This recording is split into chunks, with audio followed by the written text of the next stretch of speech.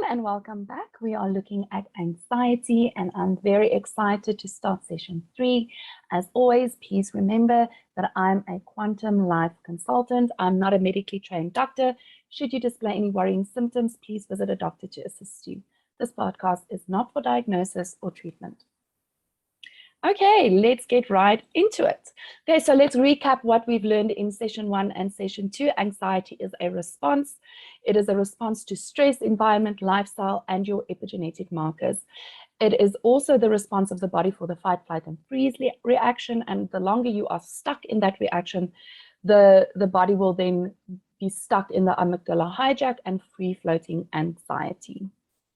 Okay, anxiety and the womb. So let's track it all the way back. So let's say that you were kind of born anxious, and that's usually because of 2 reasons: either epigenetic markers, or mommy had a stressful time while she was pregnant with you. Okay, and so what happens is that cortisol is actually capable of passing through the placenta. And so what happens from mom's blood vessels, in which the cortisol is transported in her body, it then is put or placed into the umbilical cord and the fetus's bloodstream. And that's how the fetus will then get cortisol into the body. And so this is not an epigenetic marker, right? This is the environment of mommy while being pregnant. And the cortisol is then passed through the placenta into the baby's body, and the baby then is stuck, because it's not like the baby can exercise or get rid of it. The baby gets stuck with that cortisol in the body. And so what happens is when we find children that has been struggling with anxiety from a very young age, our first step will actually be to look at the epigenetic markers, or to either look and ask mommy, listen, mom, what happened while you were pregnant? Did you go through stress? And it can just be a simple thing of driving and almost bumping into someone, or, just working and you have a high stress job. All of these things do have an effect.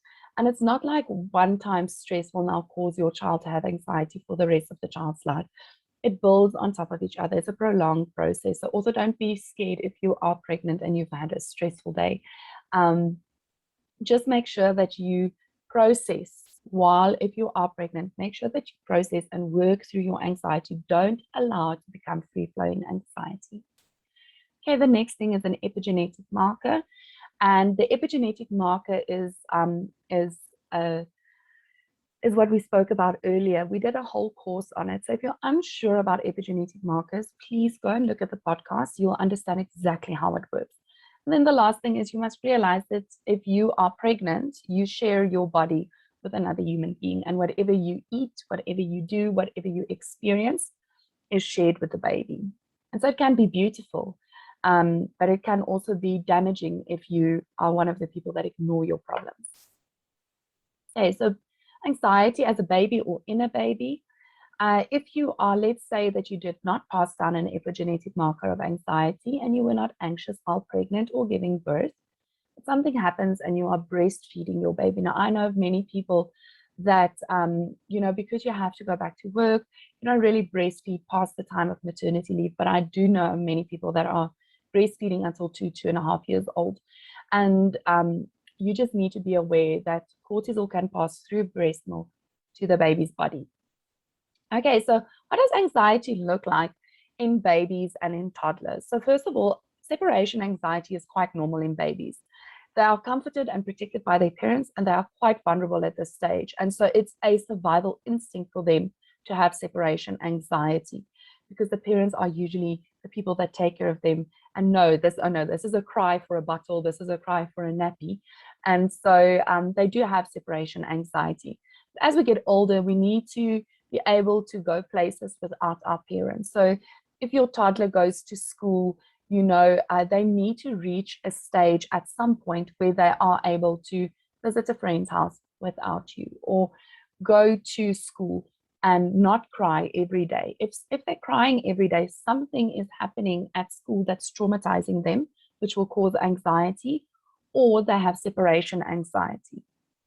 And so growing up, if we deal with our separation, if we do not deal as grown-ups who never dealt with their separation anxiety, from anxious relationships or bonds where we cannot do anything else alone or in isolation. So the problem is here, let's say you are 21, you go to a job interview. You cannot go to the job interview alone. That means you have separation anxiety. If you cannot go to the shops alone, you have separation anxiety. If you cannot drive new places alone, you have a form of separation anxiety. And so separation anxiety often goes hand in hand with social anxiety. So if you leave your child to sit with these separation anxieties, they will probably become a grown-up. If they don't choose to work on it themselves, if they may be unaware of this problem, they will probably form anxious relationship bonds. So anxious relationship bonds is when my best friend or my husband or my wife or this person is not with me, I am anxious. I can do anything as long as this person is with me, but if they're not with me, I become anxious. Okay, so identifying anxiety in children. So if you say, Natanya, I think my child has anxiety, it's probably one of these things. So finding it hard to concentrate, concentration problems, again, ADHD, not sleeping or waking up in the night with bad dreams. They don't want to eat, they don't eat properly. We'll talk a bit later about the gut and anxiety. Quickly getting angry or irritable, being out of control during outbursts, having panic attacks or having meltdowns and panics, constantly worrying or having negative thoughts. Mommy, I'm scared of this. Mommy, but what if this happens? Mommy, I'm scared of this. Anxiety, feeling tense or fidgety, using the toilet often, always crying. The child is crying often. And that's because the dopamine and the serotonin levels in the brain is dropping, and that's a reabsorption problem up the gut.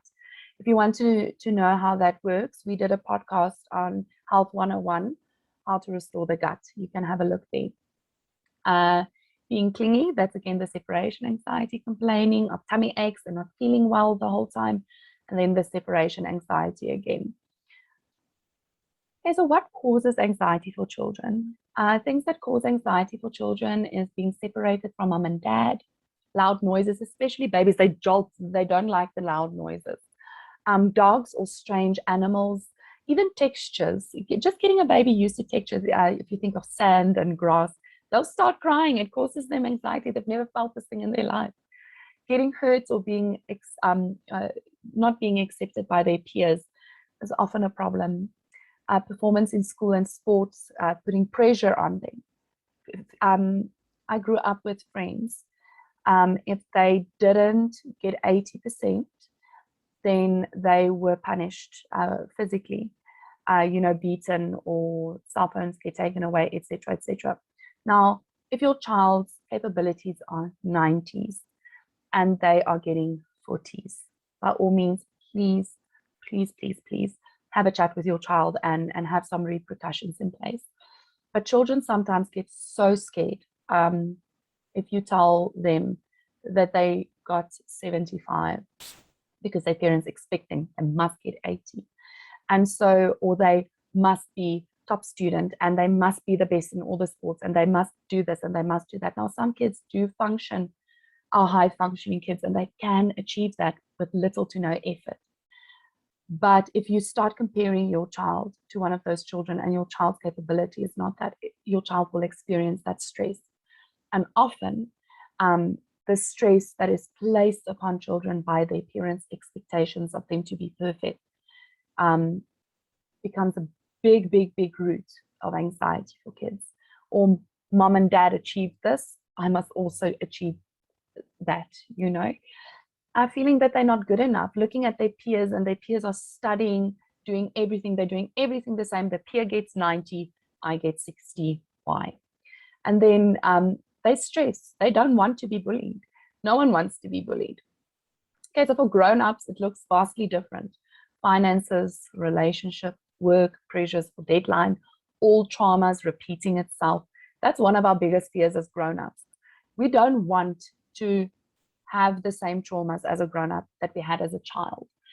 We will do anything to avoid it. And that is what we call, we'll touch on that later again, an idea allergy. Your mind is so scared of the past repeating itself. It creates an allergy for the idea that is connected to your trauma.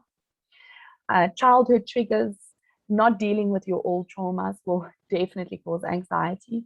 And then trapped emotions, things that you felt that are negative, are stuck in the body, they will create anxiety symptoms. Okay, thank you so much. I hope that you enjoyed session 3 with me, and then I will see you next time. Have a lovely day.